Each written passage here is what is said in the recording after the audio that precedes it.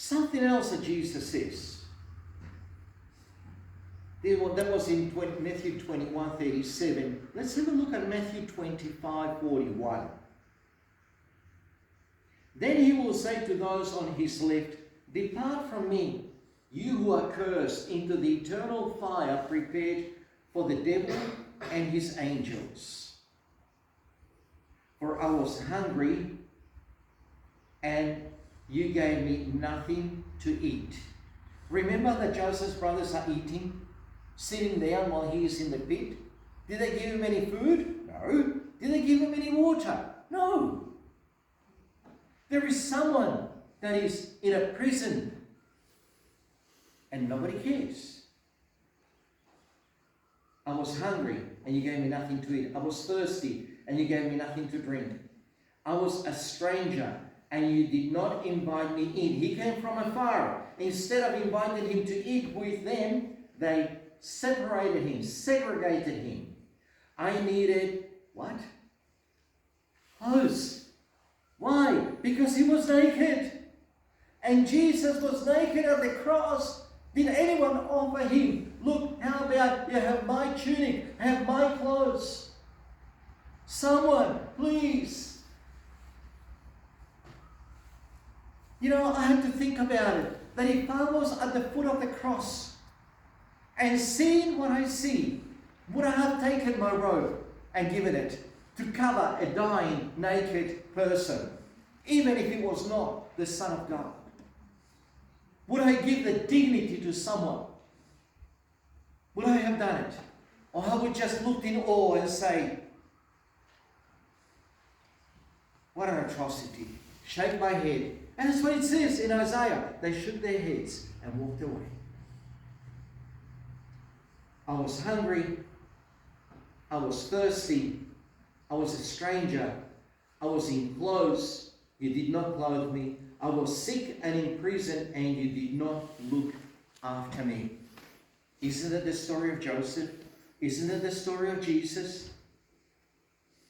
They will also answer, "Lord, when did we see you hungry or thirsty or a stranger or needing clothes or sick or in prison and did not help you?" He will reply, "Truly I tell you, whatever you did not do for one of these, the least of these, you did not do it to me." Not to say that you will neither do it to me.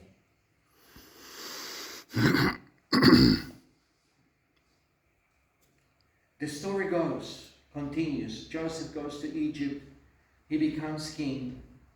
His brothers are hungry now. Yeah? They have no food. Where did they go to? To Egypt. What does Joseph do? Pay them back? No, he's going to feed them. In fact, he even prepares a banquet for them. Then Joseph could no longer control himself before all his attendants, and he cried out, "Have everyone leave my presence." So there was no one with Joseph when he made himself known to his brothers. Reminds me of Jesus in a garden of Gethsemane. His sweat is like blood drops. He went away from the disciples, away from the crowd, all by himself. Jesus is sweating drops of blood. Joseph is crying aloud. Jesus revealed himself in a mount of transfiguration, away from everybody else. And Joseph sends everybody out to reveal himself to the brothers. And as he wept so loudly that the Egyptians heard him, and Pharaoh's household heard about it, Joseph said to his brothers, "I am Joseph. Is my father still living?" But his brothers were not able to answer him because they were terrified at his presence. Remember the guard at the tomb? it says that their knees were shaking when Jesus rose from the dead. They didn't say a word. They couldn't. It says that literally they were shaking in fear. And Joseph's brothers, the ones that sold him, the ones that wanted to kill him, now they are unable to answer him because they were terrified at his presence. Then Joseph said to his brothers, "Go close to me."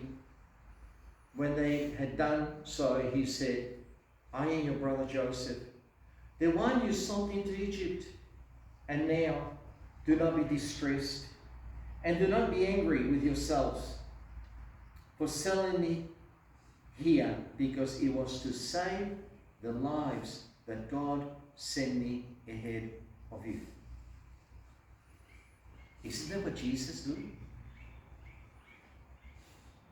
So when we look at typology in the Bible, when we look at Isaac, it's a resemblance of what Jesus, except the ram saved the life of Isaac. The goat stained the clothing of Joseph, but Jesus, in this case, there was no one there to save him. He had to do it alone. And he was sent ahead.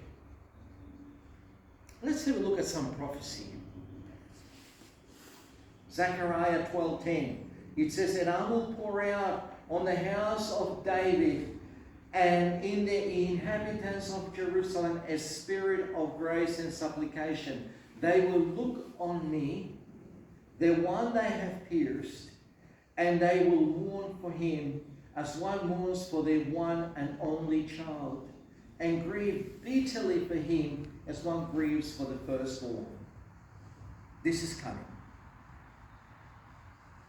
The Jewish nation one day will recognize Jesus, because that prophecy is still to come. And to ratify that, the book of Revelation says almost the same thing. Look, he is coming with the clouds, and every eye will see him, even those who pierced him. And all the people of the earth will mourn because of him. So shall it be. Amen. Just like the brothers were perplexed and afraid when Joseph revealed himself to them, so will it be. Hopefully you and I will be in a different situation. Hopefully our knees will not be shaken on that day. I just want to finish with two quotes. One is from Psalms 40 verses 1 and 2. I waited patiently for the Lord. He turned to me and heard my cry. He lifted me out of the slimy pit, out of the mud and mire. He set my feet on the rock and gave me a firm place to stand. You know, we don't grasp this because we have not lived through farming communities in the previous century. But when there is a cistern, when there is a well, and when that dries up and there's only clay in there, that clay is so sticky. You know where we are? If you want the experience, when it rains, come over. I'll take you through some place, and you will see how clay sticks to your shoes. Your shoes become so heavy. And you try to clean them, and it's just, you do 2 steps and again, and you cannot take it away. I remember once we were driving through the outback, and all the clay actually turns to bull dust. That's what it's called. And when it rains, we were driving through it, and it got so heavy that I was trying to get, nobody drive, but I was still wet, with a crowbar and screwdrivers. I was trying to get it off the car and you would not get it. I took it for a car wash. Do you think that pressure hose did anything to that now clay stuck to the car? These things stick.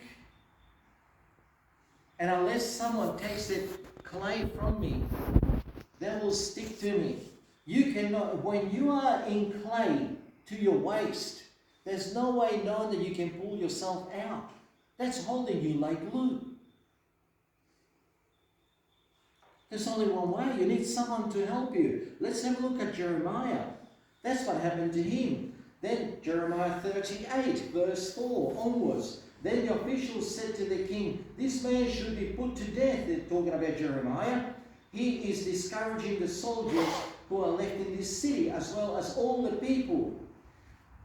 By the thing he is saying to them, this man is not seeking the good of his people, but he is seeking their ruin. He is in your hands. King Zedekiah answered, the king can do nothing to oppose you. So they took Jeremiah and put him into a cistern of Melchiah, the king's son, which was in the courtyard of the guard. They lowered Jeremiah by ropes into the cistern. It had no water in it, only mud. And Jeremiah sank down into the mud.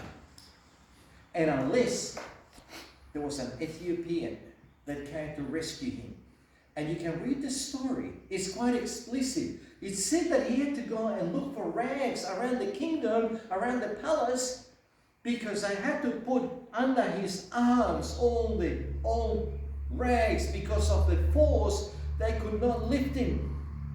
They had to put it under his arms, and many men managed to pull him out of the pit. Now let's talk about your pit and my pit.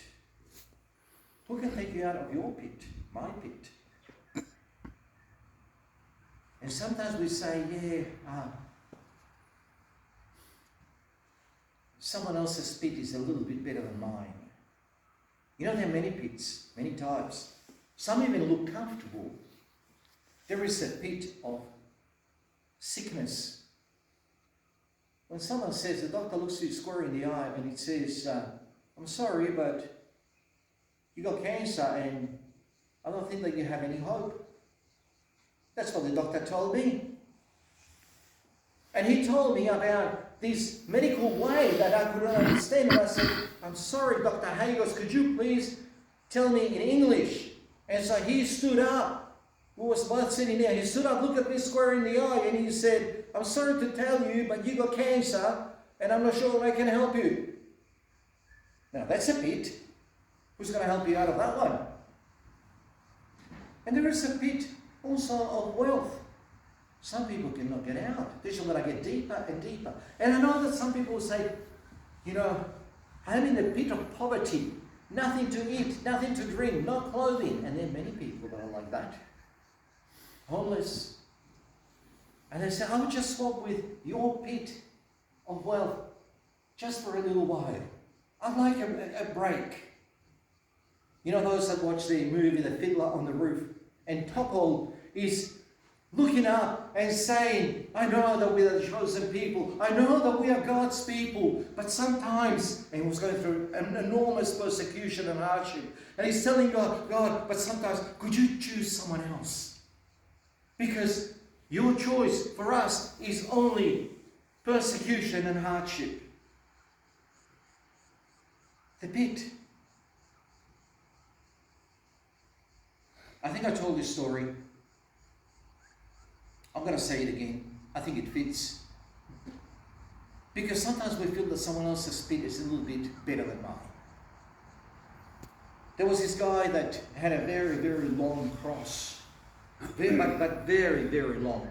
He struggled to maneuver because the cross was so long.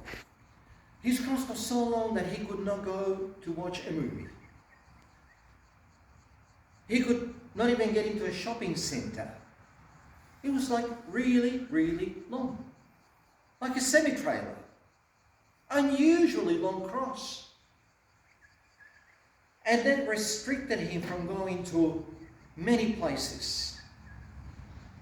So what he thought, I will go and change the cross. I'll change it for a different cross. I'm tired of so much restrictions. There's nothing that I can do with this cross. It's a hindrance. I can't even get in the car. I need to walk everywhere. So he went to the cross shop, and they were exchanging, selling and buying crosses. And he saw this beautiful gold cross. And he said, I'll exchange it for this one, can I? He said, yeah, sure, you can exchange it. And as he tried to put it on his shoulder, it was too heavy. He was not strong enough to carry that cross.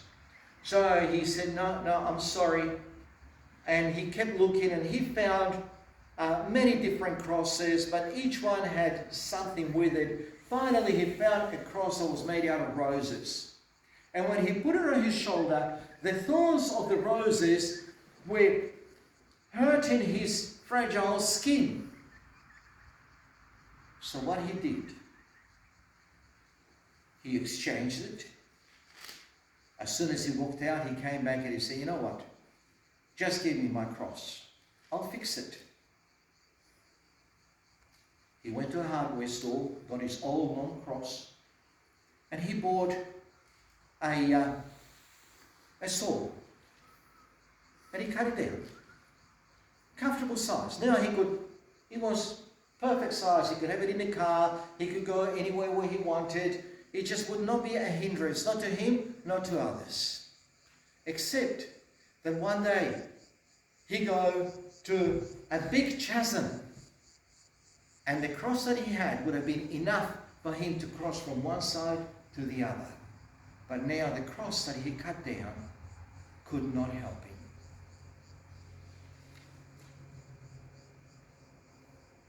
What size is your cross? How deep is your pit? You know, the only one that can help us with this is none other than Jesus Christ. He can take me and you out of the pit, and he can help us carry the cross. Whatever the cross, don't try to exchange it. Whatever the pit, look at Joseph. He did not try to exchange the pit